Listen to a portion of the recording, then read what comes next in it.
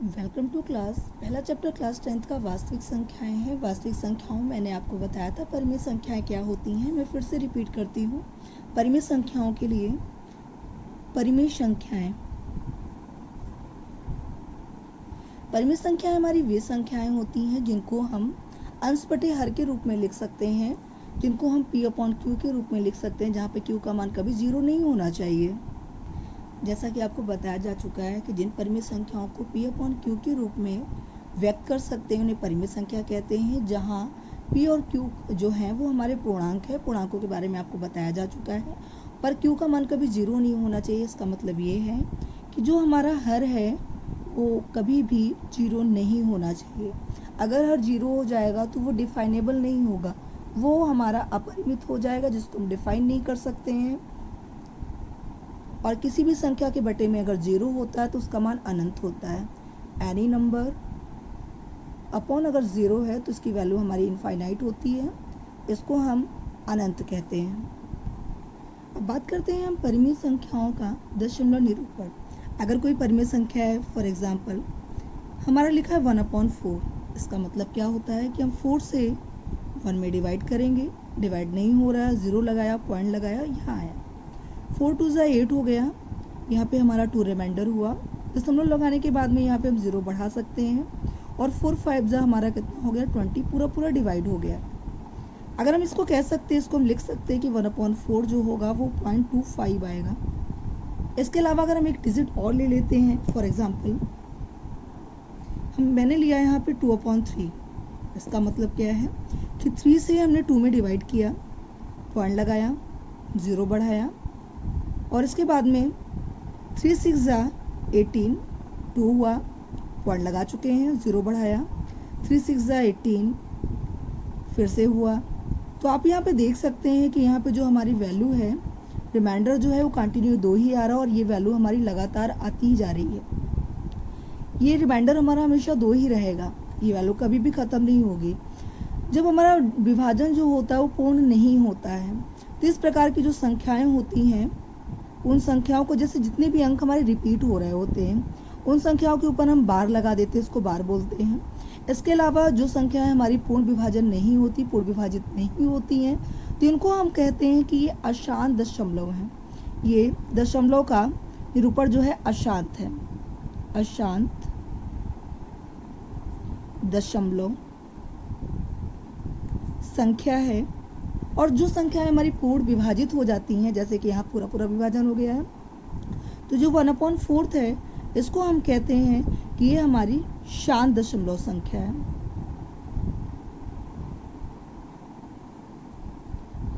इस तरीके से आपको पता हो गया कि कौन हमारा शांत दशमलव, कौन हमारा अशांत दशमलव है। इसके अलावा आपका क्वेश्चन आता है कि बिना लंबी विभाजन प्रक्रिया के बताइए कि संख्या हमारी शांत दशमलव है कि अशांत दशमलव है। अब हमें ये बताना है कि कोई भी परिमेय संख्या है कि वो शांत है कि अशांत है, वो भी बिना विभाजन के। विभाजन मतलब जैसे मैंने आपको भाग देकर बताया हुआ है कि देखिए लगातार भाग जा रहा है, ये हमारी डिवीज़न की प्रक्रिया है, फिनिश नहीं होगी। तो यह शांत दशमलव है जिसमें डिवीज़न की प्रक्रिया हमारी फिनिश हो जाती है, जिसमें एक वैल्यू हमें मिल जाती है एडजेक्ट, तो वो हमारा शांत दशमलव होता है। यहाँ पे हमें क्या करना है कि बिना विभाजन किए, बिना भाग दिए आपको बताना है। जैसे मान लीजिए कोई हमारी परिमेय संख्या है, परिमेय संख्या है P अपॉन Q। इसकी शर्त ये है जो Q होना चाहिए, Q की जो फॉर्म होनी चाहिए 2 की पावर m इंटू 5 की पावर n। इसका मतलब ये होता है कि जो Q है, Q का मतलब हमारे पास क्या है, हर का मतलब होता है डिनोमिनेटर। जो हर है, हर 2 की घात m या 5 की घात n या 2 की घात m गुणे 5 की घात n के रूप में हो तो वह संख्या जो है शांत दशमलव संख्या होती है।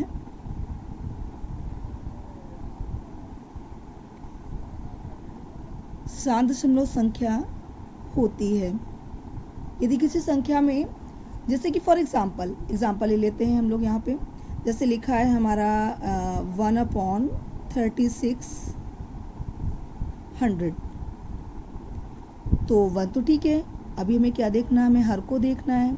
हर को अगर देखना है तो हर के हमें फैक्टर करने होंगे, तभी तुम्हें पता चलेगा कि 2 की पावर में आएगा या 5 की पावर में आएगा। तो हमने यहाँ पे क्या किया, हमने यहाँ पे 3600 को फैक्टराइज करने के लिए आप एक काम ऐसे भी कर सकते हैं। 36 को हमने ऐसे लिखा, इसको 100 कर दिया। 36 को करने के लिए आप ऐसे कर सकते हो, 36 के फैक्टर कर लीजिए, 10 के भी, 100 के फैक्टर भी कर लीजिए। तो देखिए 36 के फैक्टर ऐसे कर लेते हैं। यहाँ पे हमारा 18 हुआ, 2 9 जा 18, 3 3 जा 9, 3 1 जा 3। ये तो 36 के फैक्टर हो गए। कैसे, 2 इंटू 2 इंटू 3 इंटू 3। 100 के करने हैं आपको। 100 के वैसे 10 इंटू 10 भी कर सकते हैं, पर आप इसको इस तरीके से कर लीजिए। 2 5 जा 10, ये हुआ। यहाँ से हमारा आया 25। 25 में हमारा 5 है। इकाई में अगर 5 है तो वह संख्या 3 से या 5 से कटती। 3 से कटने का नियम होता है, संख्याओं का योग जो है वो 3 से विभाजित होना चाहिए। 5 2 7, 7 है तो 7 तो 3 से विभाजित नहीं होता, तो ये संख्या 3 से नहीं कटेगी, 5 से कटेगी। 5 25, 5 5 जा 25 और ये 5 1 जा 5। इस तरीके से 100 के जो फैक्टर आए वो आए हमारे पास 2 इंटू 2 इंटू 5 इंटू 5।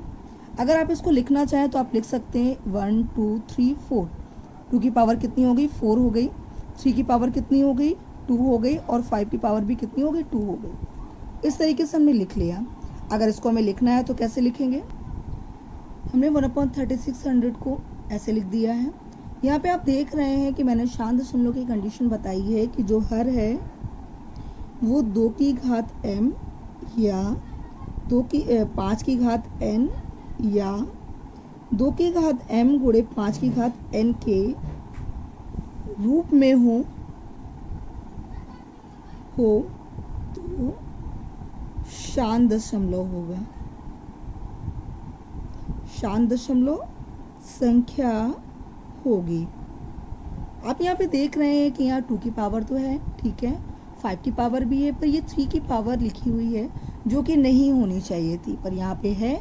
आप लिखोगे यहाँ हर में 3 का स्क्वायर भी है, अतः यह संख्या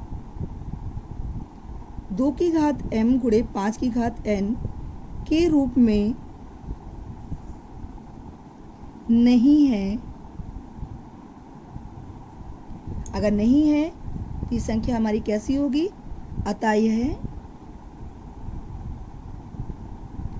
अशांत दशमलव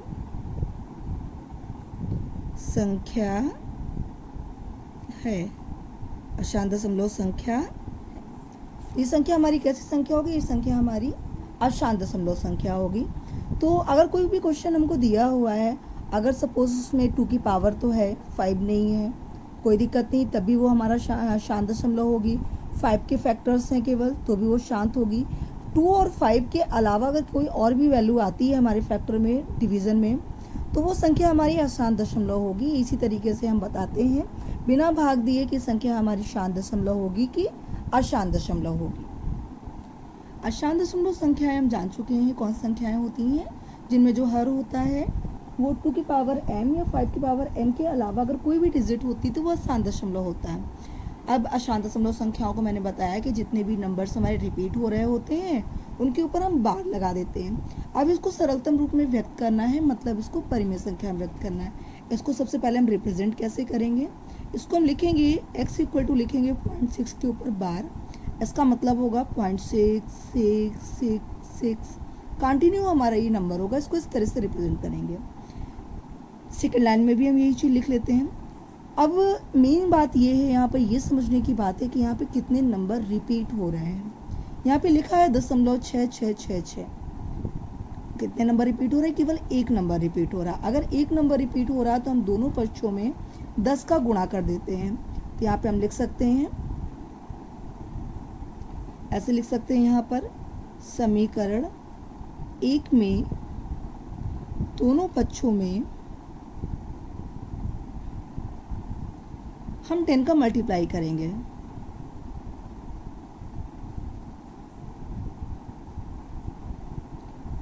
जब हम 10 का गुणा कर देंगे तो दोनों पक्षों में करेंगे तो ये हमारा बन जाएगा 10x। और जब इधर करते हैं तो दशमलव का रूल होता है, जब मल्टीप्लिकेशन करेंगे तो ये दशमलव हमारा वो एक पॉइंट इधर खिसक आता है। इसके हिसाब से हो जाएगा 6.6666, क्योंकि ये कंटिन्यू प्रक्रिया है हमारी, लगातार सतत प्रक्रिया है। इसको मैं समीकरण 2 डाला। अब हमारा काम होगा समीकरण 2 से 1 को घटा देंगे। घटाने पर जब घटाने की बात आती है, आप लेफ्ट साइड से लेफ्ट साइड करोगे तो ये लिखा आपने 10x इक्वल टू 6.666 कंटिन्यू है। और फर्स्ट इक्वेशन हमारी लिखी हुई है x इक्वल टू, ये लिखा है हमारे पास 0.666, इस तरीके से है। जब आप इसको सब्ट्रैक्ट करते हैं तो 10x से आपका 1x जाएगा, यहाँ आपका 9x हो जाता है। यहाँ आप देख रहे हैं कि ये भी कंटिन्यू है, इधर भी कंटिन्यू है, अनंत तक है ये प्रक्रिया चलती रहेगी। तो यहाँ के अगर नंबर्स अगर हम सब्ट्रैक्ट करेंगे तो 0 हो जाएगा।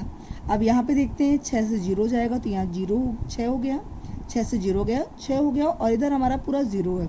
दशमलव के बाद में अगर कोई अंक नहीं है तो फिर 0 की कोई वैल्यू नहीं है। अगर लिखा होता 0 1 तो हम जरूर लिखते, पर यहाँ पे सभी 0 ही है। अब इसके बाद में हमें करना है x इक्वल टू, हमने लिखा 6/9। अगर नंबर हमारा डिवाइड हो सकता है, कट सकता है तो उसे कट करिए। 3 से कट करेंगे तो 3 2 जा 6 और 3 3 जा 9। तो इस तरीके से हम इसको लिख सकते हैं कि 0.6 के ऊपर बार को हम लिख सकते हैं 2/3। इसके अलावा एक एग्जाम्पल मैं आपको और दिखाती हूँ। ये हमारी संख्या है 1.046। इस संख्या को भी हमें सरलतम रूप में व्यक्त करना है। मैंने बड़ा नंबर लिया है आपको समझाने के लिए, वो छोटा नंबर था। आप इसको सबसे पहले कैसे रिप्रेजेंट करेंगे, आप इसको x के फॉर्म में रिप्रेजेंट करेंगे। आपने लिखा x इक्वल टू 1.046 और इसके ऊपर बार लिखा। इसके अलावा लिखा आपने x इक्वल टू 1.046, 3 नंबर्स पे बार हैं तो यही 3 नंबर रिपीट हो रहे हैं, मतलब 046 046, और आपने यहाँ पे डैश डैश डैश कर लिया। मैंने इसके बाद में आपको बोला है कि इसको आपने इक्वेशन फर्स्ट डाल दिया। अब आपको मैंने ये कहा था कि जितने भी नंबर रिपीट हो रहे हैं, ध्यान देंगे, जितने भी नंबर्स पे बार लगा हुआ है, जितने भी नंबर रिपीट हो रहे हैं, हम उतने से ही गुणा करते हैं। यहाँ पे 1 नंबर रिपीट हो रहा था तो 1 में हमने 0 लगाया। यहाँ पे 3 नंबर्स रिपीट हो रहे हैं तो हम क्या करेंगे, 1 में 3 0 लगाएंगे। अगर 1 में हम 3 0 लगाएंगे तो ये हमारा 1000 हो गया। आप 1000 हो गया तो आप क्या करेंगे, दोनों पक्षों में 1000 का गुणा कर देंगे। दोनों पक्षों में जब हम 1000 का गुणा करेंगे तो ये हमारा हो गया 1000x। मैंने आपको बताया था अगर 10 का करेंगे तो 1 पॉइंट आता है दशमलव इधर। हमने 1000 का किया है तो दशमलव हमारा क्या है, 3 पोजीशन इधर शिफ्ट होगा। जब इधर शिफ्ट होगा तो ये हमारा हो जाएगा 1046.046 और ये हमारी कंटिन्यू इस तरीके से हमने डैश डैश डैश कर दिया। अब हमने क्या किया, इसको समीकरण 2 लिख लिया। अब हमारा अगला काम क्या होगा, फर्स्ट वीडियो में हम सीख चुके हैं। अगला काम हमारा क्या होगा, अगला काम हमारा ये होगा कि समीकरण सेकंड से फर्स्ट घटाने पर, सब्ट्रैक्ट करने पर। जब सेकंड से फर्स्ट को हम सब्ट्रैक्ट करेंगे, डायरेक्ट नहीं कर रहे हैं, आपको लिख के दिखा रहे हैं। हमने इसको लिख दिया, जैसे लिखा था वैसे मैंने लिख दिया। यहाँ 1000 था, यहाँ पे 1 ही x है। यहाँ आप सब्ट्रैक्ट करेंगे तो यहाँ आपका आ जाएगा 999x। 1000 से 1 जाएगा तो 999x बचा 999। इधर का सब्ट्रैक्शन करते हैं तो दशमलव के बाद की ये सारी डिजिट, दशमलव के बाद में ये डिजिट्स इक्वल है, तो ये लिखने की ज़रूरत नहीं है। यहाँ पे आप 246 से 1 घटाएंगे तो ये हो गया आपके पास 245। डिवीज़न है, आपको परिमेय संख्या में लिखना है तो 245 और ये हुआ 999। अगर ये संख्या डिवाइड हो रही है, कट रही है, तो इसको सरलतम रूप में व्यक्त करेंगे। अगर नहीं कट रही होती तो इसको ऐसे ही लिख लेते हैं। आप देखिए 5 4 9 9 1 10 हो गया, यहाँ 10 हो गया तो ये 3 से डिवाइड नहीं होगा, और नीचे वाली संख्या जो है हमारी वो 3 से डिवाइड होगी, वो हमारी 5 से नहीं हो सकती है या 2 से नहीं हो सकती है। इसलिए ये संख्या हमारी मिनिमम फॉर्म में है, इससे ज़्यादा ये संख्या छोटी नहीं हो सकती, ये मिनिमाइज फॉर्म में है। तो यही हमारा क्या हो जाएगा, आंसर हो जाएगा, इसका सरलतम रूप है। इस वीडियो में बस इतना ही। नेक्स्ट वीडियो में मैं आपको बताऊंगी कि अपरिमेय संख्याएं कौन सी होती है। तो मैं समझा चुकी हूँ आपको, जो परिमेय नहीं होती वो अपरिमेय होती हैं, पर अपरिमेय होती हैं तो √2 एक अपरिमेय संख्या है तो क्यों है, या √5 एक अपरिमेय संख्या है तो क्यों है, वो मैं आपको नेक्स्ट वीडियो में बताऊंगी। इस वीडियो में बस इतना ही।